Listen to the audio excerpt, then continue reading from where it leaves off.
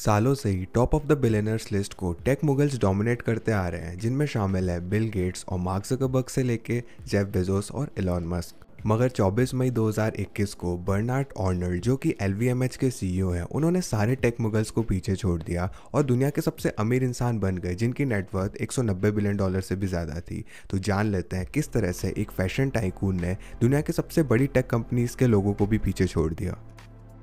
अगर हम थोड़ा पीछे जाके बर्नार्ड की जड़ों पर ध्यान दें तो उनका जन्म 5 मार्च 1949 को रूबेक्स फ्रांस में हुआ था, ना कि उनके साथियों की तरह जो टॉप में है। बर्नार्ड का जन्म एक अमीर नहीं बल्कि एक बहुत ज़्यादा पैसा वाली फैमिली में हुआ था, जो कि काफ़ी रिस्पेक्टेड कंस्ट्रक्शन बिजनेस चलाते थे फ्रांस के अंदर। बर्नार्ड का कभी भी इतना इंटरेस्ट नहीं था कंस्ट्रक्शन बिजनेस में, क्योंकि उनका असली पैशन हमेशा से म्यूज़िक में था। मगर वो प्रैक्टिकल थे और उन्हें पता था कि ये लगभग नामुमकिन ही होगा कि वो एक कॉन्सर्ट पियानिस्ट बनेंगे। मगर एक बार फिर से वो इवेंचुअली आगे जाके दुनिया के सबसे अमीर इंसान बन गए, तो शायद हो सकता है कि वो कॉन्सर्ट पियानिस्ट भी बन जाते। एनीवेज, बर्नार्ड ने चुना कि वो सेफ रास्ते पे जाएंगे और उन्हें डिसाइड किया कि एक इंजीनियरिंग डिग्री भी लेंगे वो।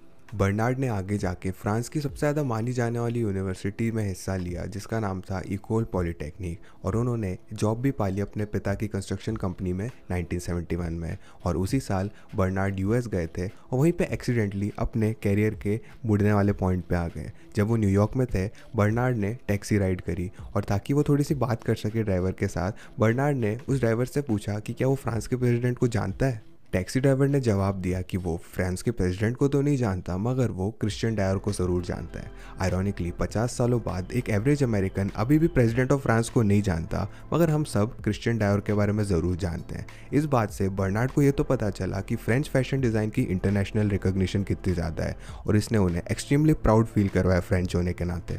एक पल के लिए तो उन्होंने सपना देखा था कि वो एक फ्रेंच फैशन कंपनी चलाएंगे जो कि पूरी दुनिया भर में जानी जाएगी। मगर एक बार फिर से बर्नार्ड एक्सट्रीमली प्रैक्टिकल थे और उन्हें पता था कि एक खुद का फैशन ब्रांड चलाना लगभग इम्पॉसिबल होगा। तो उन्होंने सिंपली वो अपने पिता के साथ फ्रांस चले गए और काम करने लगे।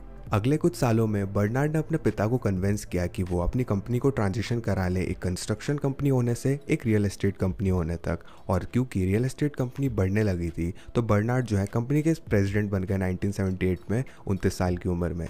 लीड लेने के बाद बर्नार्ड ने कंपनी को एक्सपेंड करने का सोचा अमेरिका में 1981 में, मगर ये एफर्ट्स ज़्यादा लंबे समय तक नहीं चले।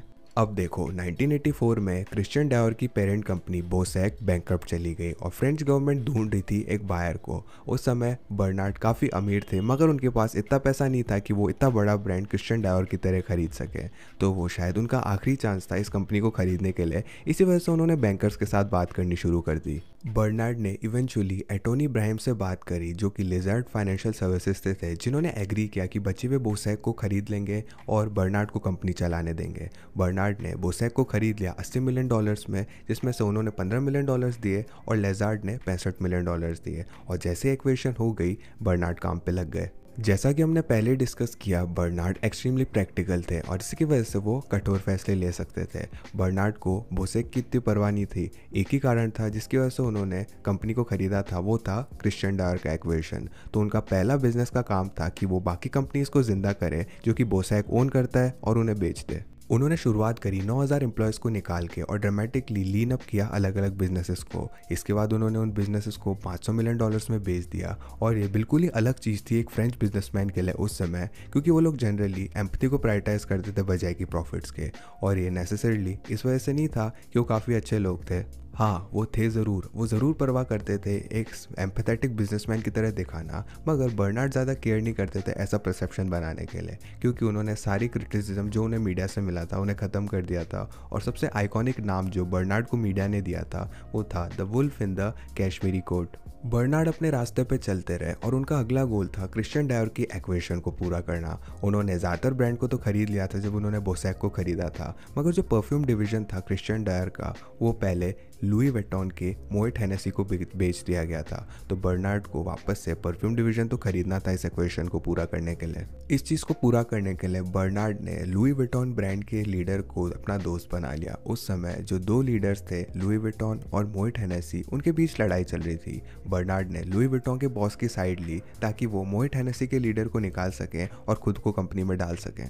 आगे जाके उन्होंने लुई विटॉन के बॉस को भी पीछे छोड़ दिया। इसकी वजह से वो लीडर बन गए एलवीएमएच के। उनके पास कोई भी इक्विटी नहीं थी बिजनेस में, तो इक्विटी को बनाना उनका पहला टारगेट था। तो बर्नार्ड ने अपना सारा पैसा लगा दिया जो कि उन्होंने बोसेक के बिजनेसेस को बेच के कमाया था, और वो एडिशनल फंडिंग भी लेके आए लैजार्ड से ताकि वो बहुत बड़ा स्टेक ले सके एलवीएमएच का। और 1990s तक बर्नार्ड जो है वो एलवीएमएच का कंट्रोल ले चुके थे। और एक चीज़ हमें ध्यान में रखनी पड़ेगी कि 6 साल इस चीज़ से पहले वो एक फैमिली रियल एस्टेट कंपनी को एक्सपांड करने की सोचे थे अमेरिका में। तो 1984 से 1990 के बीच में बर्नार्ड एक जेनेरिक रियल एस्टेट बिजनेसमैन जिसकी worth tens of millions of dollars थी, उससे सीईओ बन गए एलवीएमएच के जिसकी worth hundreds of millions of dollars है। सच में ये तो काफ़ी बड़ी ट्रांजिशन थी, मगर बर्नार्ड की तो जस्ट शुरुआत हुई थी लग्जरी फ्रेंच एम्पायर में। अगले कुछ दशकों में बर्नार्ड बाइंग स्प्री में चले गए, जो कि हर एक फैशन कंपनी को खरीदने लगे जो भी वो खरीद सकते थे।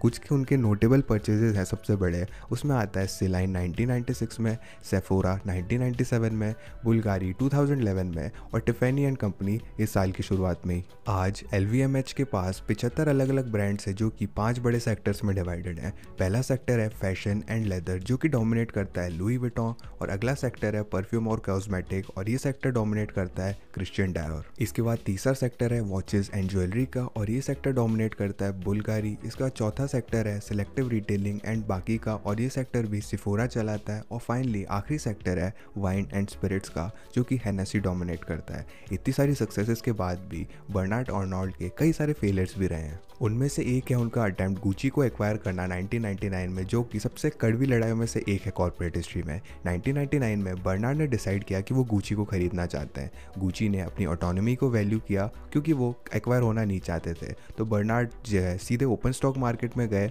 और गुची के शेयर्स खरीदने लगे। उन्होंने छोटी शुरुआत करी, सिर्फ 5% कंपनी को खरीदा, लेकिन जो गुची के सीईओ थे उस समय डोमिनिको डी सोल, उन्हें नोटिफाई कर दिया गया इस परचेज का, और डी सोल को इंस्टेंटली पता था इसका क्या मतलब है। आर्नोल्ड ने वादा किया था कि परचेज छोटी पैसिव इन्वेस्टमेंट होगी, मगर डी सोल को पता था क्या होने वाला है। इसके बाद गुची बोर्ड ने इमीडिएटली एक मीटिंग रखी और उन्होंने डिस्कस किया 2 रास्ते जिसमें ये चीज़ें बढ़ सकती है आगे। या तो बर्नार्ड ऑफर करेंगे पूरी कंपनी को खरीदने के लिए, या फिर वो शेयर्स खरीदते रहेंगे ओपन मार्केट तक जब तक कि वो एक्विजिशन को फोर्स ना कर सके। बर्नार्ड ने दूसरा ऑप्शन चुना और क्विकली अकोमुलेट किया स्टेक गुची में ओपन मार्केट से प्राइवेट डील के थ्रू, और कुछ ही हफ्तों के अंदर ही एलवीएमएच ने अपना स्टेक बढ़ा के 26.7% कर लिया था। कुछ ही समय बाद बर्नार्ड ने मीटिंग रखी डी सोल के साथ, जिसमें बर्नार्ड ने 3 सीट्स मांगी बोर्ड पे। डी सोल ने रिजेक्ट कर दिया ऑफर को, और बर्नार्ड ने और शेयर खरीदने शुरू कर दिए गुची के और अपना स्टेक 34.4% तक कर लिया। ये पर्पस में किया था उन्होंने ताकि वो मैसिव प्रेशर डाल सके गुची पे, क्योंकि जो क्रिएटिव डायरेक्टर थे गुची के टॉम फॉर्ड, उनका कॉन्ट्रैक्ट था कि वो कंपनी को छोड़ सकते हैं बिना किसी पेनल्टीज के अगर एक अकेला इंसान 35% से ज़्यादा स्टेक ले लेता है तो कंपनी का। अब क्योंकि कोई भी चॉइस नहीं बची थी, डी सोल ने बर्नार्ड को 2 सीट ऑफर करी बोर्ड पे, मगर बर्नार्ड ने इस ऑफर को रिजेक्ट कर दिया क्योंकि बर्नार्ड जो है एक स्पेशल मीटिंग रखने वाले थे बोर्ड मेंबर्स के साथ, और उन्होंने ऐसा इसलिए किया क्योंकि उनके पास बहुत बड़ा स्टेक था कंपनी का। इस चीज़ को जानते हुए कि अब क्या होने वाला है आगे, डी सोल ने गिव इन कर दिया और एलवीएमएच को अपॉर्चुनिटी दी कि पूरी कंपनी खरीद ले वो $85 पर शेयर में। बर्नार्ड उस कंपनी को उसी समय खरीद सकते थे, मगर बर्नार्ड ने डिसाइड किया कि थोड़ी दया दिखाएंगे और वो ऑफर को नहीं लेंगे। वहीं पे डी सोल ने एक लास्ट रिजॉर्ट आइडिया आया उनके दिमाग में जिसने गुची को एलवीएमएच से बचाया। डी सोल ने एक एम्प्लॉय स्टॉक ओनरशिप का प्लान बनाया और इसमें डाइल्यूटिंग करना था सारे शेयर होल्डर्स का गुची के, और एक ऐसा स्टॉक बनाना था जो कि इवेंचुअली एम्प्लॉयज़ को अवॉर्ड किया जाता। एम्प्लॉय स्टॉक ओनरशिप के प्लान की बनने की वजह से टोटल अमाउंट ऑफ गुची का स्टॉक जो अवेलेबल था वो 42% तक बढ़ गया, और इसकी वजह से एलवीएमएच की ओनरशिप गुची में 34.4% से 20% तक गिर गई। बर्नार्ड सोच में पड़ गए, मगर उन्हें ऐसा नहीं लगा था कि वो गुची को खो देंगे। उन्हें लगा था कि गुची ये चाहते हैं कि एलवीएमएच उनको खरीदने के लिए थोड़ा प्रीमियम पे करे। तो बर्नार्ड ने नेगोशिएशन शुरू कर दी गुची के साथ कि कौन वो नया स्टॉक जो बनाया उसे खरीदेगा। मगर बर्नार्ड को क्या पता था कि डी सोल एक्चुअली फ्रांसिस पेनॉल्ट से बात कर रहे हैं जो कि केरिंग ग्रुप के लीडर थे, और डी सोल ने अपना 42% स्टेक केरिंग ग्रुप को बेच दिया $3 बिलियन में। इस चीज़ को देखने के बाद बर्नार्ड काफ़ी गुस्से में आ गए और उन्होंने सू कर दिया इस डील को ब्लॉक करने के लिए। एलवीएमएच ने $85 पर शेयर ऑफर करे पूरी कंपनी को खरीदने के लिए, और एलवीएमएच ने आर्ग्यू किया कोर्ट्स के द्वारा कि गुची जो है इस ऑफर को कंसिडर करना ही पड़ेगा उसे। कोर्ट्स ने एग्री किया कि गुची को बर्नार्ड का ऑफर को कंसिडर करना चाहिए, मगर गुची को उनके ऑफर लेने की कोई भी ज़रूरत नहीं है। तो गुची ने बर्नार्ड के ऑफर को रिजेक्ट कर दिया और उन्होंने अपना 42% स्टेक केरिंग ग्रुप को $75 पर शेयर में बेच दिया। केरिंग ग्रुप ने बचा हुआ शेयर भी LVMH से $94 पर शेयर में ले लिया अक्टूबर 2001 में। दोनों ही साइड्स ने इस आउटकम को एक विक्ट्री माना। गुची जो है वो LVMH से एक्वायर होने से बच गया था और LVMH जो है वो $700 मिलियन का प्रॉफिट कमा पाया था जो है केरिंग ग्रुप को शेयर्स बेच के। मगर सच्चाई की बात करें तो गुची जो है अनफॉर्चुनेटली इस लड़ाई में हार गया, क्योंकि उन्होंने अपने शेयर्स भी डायलूट किए मगर फिर भी एक्वायर हो गए। और through out the 2000s Bernard ने इसी तरह की स्ट्रेटजी हर्मेस के साथ भी करी, मगर इवेंचुअली ब्लॉक कर दिया इस एक्वेशन को उन्होंने होने से।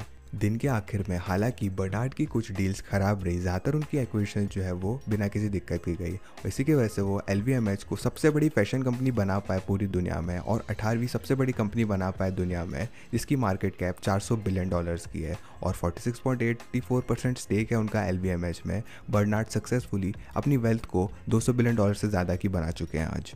आप लोगों का बर्नार्ड की विशियस सीरीज ऑफ एक्विजिशंस के बारे में क्या ख्याल है, कमेंट करके ज़रूर बताना। साथ साथ वीडियो को लाइक कीजिएगा और आपको लगता है कि इस वीडियो ने बर्नार्ड की कहानी को अच्छे से समझाया तो। और ऑफ कोर्स हमारे डिस्कॉर्ड कम्युनिटी को ज्वाइन कीजिएगा फ्यूचर वीडियो आइडियाज़ देने के लिए, और चैनल को सब्सक्राइब कीजिएगा बाकी क्वेश्चंस लॉजिकली आंसर देखने के लिए। मैं था चिरंजीव, मैं मिलता हूँ आपसे अगली वीडियो में।